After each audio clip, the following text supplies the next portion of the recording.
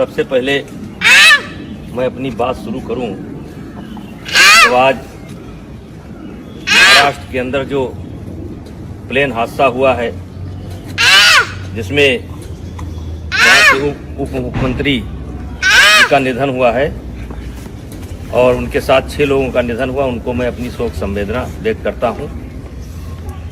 आज कई दिनों से यूजीसी पर एक विवाद हो रहा है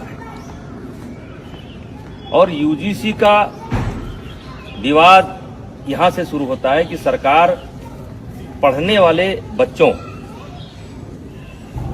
के बीच में जो सबड़ बच्चों के द्वारा कभी कोई घटना घट जाती है उसको लेकर के दलित और ओबीसी बच्चों के संरक्षण के लिए एक कानून लेकर के आई है, जिसके कारण बड़ी भ्रामक स्थिति हो गई है और आज देश में बड़े पैमाने पर विरोध हो रहा है।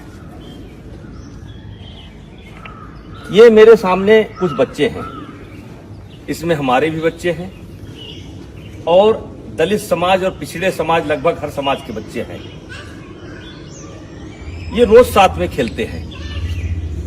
कितने दिन से तुम लोग साथ में खेल रहे हो? 5 साल से ये बच्चे डेली शाम को आते हैं और खेलते हैं।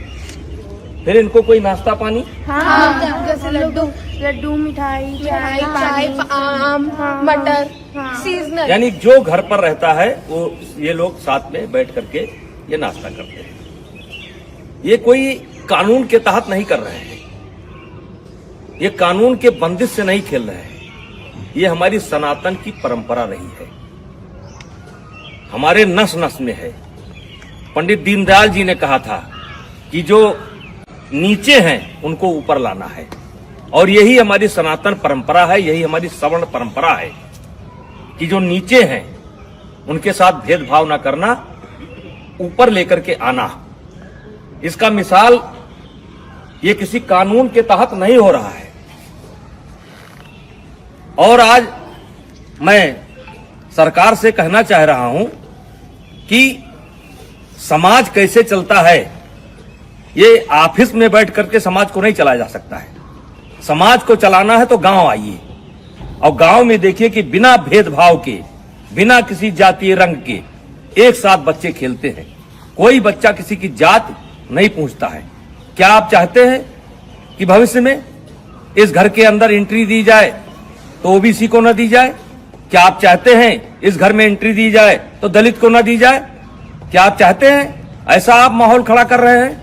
तो आपसे हाथ जोड़ करके विनती है, इस मामले को वापस लीजिए।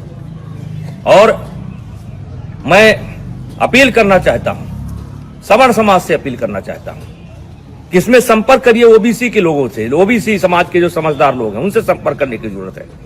जो दलित समाज के समझदार बच्चे हैं उनसे संपर्क करने की जरूरत है और उनसे इसका विरोध कराना है, क्योंकि गांव में हम एक साथ रहते हैं। गांव में कोई शादी होता है, ब्याह होता है, हर आदमी का कोई ना कोई हक है, कोई ना कोई नेग है, हर तरीके से भागीदारी होती है। अभी मैंने सनातन कथा कराया, 1 जनवरी से लेकर के 8 जनवरी तक मैंने सनातन कथा कराया और जिसमें सदगुरु रितेश्वर महाराज जी ने कथा कहा। मैंने 52 जाति समाज के जो धर्म गुरु थे उनसे उद्घाटन कराया, उनसे एक एक वृक्ष लिया और मैं सनातन वाटिका बनाने जा रहा हूं। आपने तो कानून बना करके हमारे उस मिशन को स्वाहा कर दिया। आकर के आइए हम आपको दिखाते हैं कि कौन सा समाज ऐसा है जिसने उस कथा में भागीदारी नहीं की है और सहयोग नहीं किया है। तो ये कोई नई परंपरा नहीं है, ये हमारी सनातन परंपरा है, ये हमारी परंपरा रही है। इसमें कानून की कोई जरूरत नहीं है। हाँ, कोई बच्चा गलती करता है जो क्षमा करने योग्य नहीं है तो उसको आप सजा दीजिए। यदा कदा घटनाएं घट जाती हैं, सजा दीजिए, उसमें कोई विरोध नहीं है। लेकिन ये जो कानून है ये समाज में टकराव पैदा करेगा और इसीलिए आज कई दिन से मेरे ऊपर दबाव पड़ रहा था, बोलो बोलो बोलो। हमने कहा हम गांव में जाकर के बोलेंगे। ये बच्चों को मैंने जानबूझ करके इकट्ठा नहीं किया है, इसमें हर जात समाज के बच्चे हैं और एक रोज की बात नहीं, रोज खेलते हैं। और ऐसा केवल यही नहीं है, हर गांव में है, हर गांव में कोई क्रिकेट खेल रहा है, कोई कबड्डी खेल रहा है, कोई खो खो खेल रहा है, एक साथ पढ़ते हैं। वैसे भी इसके पहले आपने कानून बनाए, दलितों के ऊपर अत्याचार ना हो इसके लिए कानून बनाए। क्या दलितों के ऊपर अत्याचार रुक गया? महिलाओं के साथ अत्याचार ना हो उसके लिए कानून बनाए आप, क्या वो रुक गया? दहेज के नाम पर कानून बनाए आप, क्या वो रुक गया? रुका नहीं, दुरुपयोग ज्यादा होता है। जहां ऐसे कानूनों की समीक्षा की बात होनी चाहिए, अब पता नहीं किस मंशा से अधिकारी बैठ करके ऑफिसों में निर्णय ले लेते हैं। अब वो चाहते हैं कि ये बच्चे अगर दोस्ती करें तो जात देख करके करें, वर्ग देख करके करें। तो मैं इस कानून के पूर्णतः विरोध में हूं। अगर जरूरत पड़ेगी तो आंदोलन होगा, लेकिन आंदोलन में केवल क्षत्रिय नहीं होंगे, सनातन धर्म के मानने वाले सब होंगे, दलित भी होंगे, पिछड़े भी होंगे। ऐसे कानून की जरूरत नहीं है जो कानून हमको बांटता हो।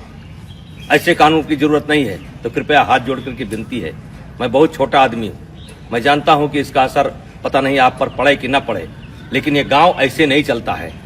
अगर इस लोकतंत्र को जिंदा रहना है तो गांव में क्या हो रहा है इसको देखना पड़ेगा। ऑफिस में बैठ करके आप गांव को नहीं दे सकते। तो कृपया यह बंद करिए। सवर्णों के बीच में झगड़ा होता है, ब्राह्मणों ठाकुरों के बीच में भी झगड़ा होता है, दलितों के बीच में झगड़ा होता है। कहां तक आप कानून बनाएंगे? तो भाईचारा स्थापित करिए। और ये जो कानून है ये समाज को फाड़ फाड़ कर देगा, और इससे आने वाले समय में देश का बहुत नुकसान होगा, राष्ट्र का बहुत नुकसान होगा, समाज बढ़ जाएगा। कृपया हाथ जोड़ करके विनती है, ऐसे कानून न लाएं। कहने को तो बहुत कुछ इच्छा है, बोला जा सकता है, लेकिन बोलने की कोई आवश्यकता नहीं है। इस कानून से ये बच्चे बढ़ जाएंगे, ये जात देख करके दोस्ती करेंगे। कितने साल से आते हो तुम लोग? 5 साल से आते हो। और कुछ नाश्ता पानी मिलता है? हैं? खेलते हो?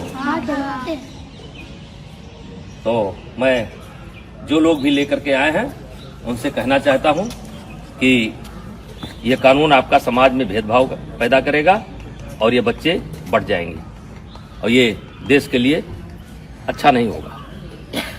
और मैं इस कानून में, वैसे मैं एबीपी का बयान देख रहा था, संतुलन की बात की गई है। इस कानून में संतुलन नहीं है। आपने एक पक्ष को अपराधी बना करके खड़ा कर दिया है, और वकील का भी मौका नहीं दिया कि इनका वकील कौन होगा। तो जो गलत करता है उसको सजा मिलनी चाहिए, चाहे क्षत्रिय समाज का हो, चाहे ब्राह्मण समाज का हो, चाहे किसी समाज का हो, वो सजा का हकदार है। उसका कोई समर्थन नहीं करेगा, हमारा कोई समाज समर्थन नहीं करेगा। लेकिन आप ये बच्चों में भेदभाव मत पैदा करिए, स्कूलों में भेदभाव मत पैदा करिए।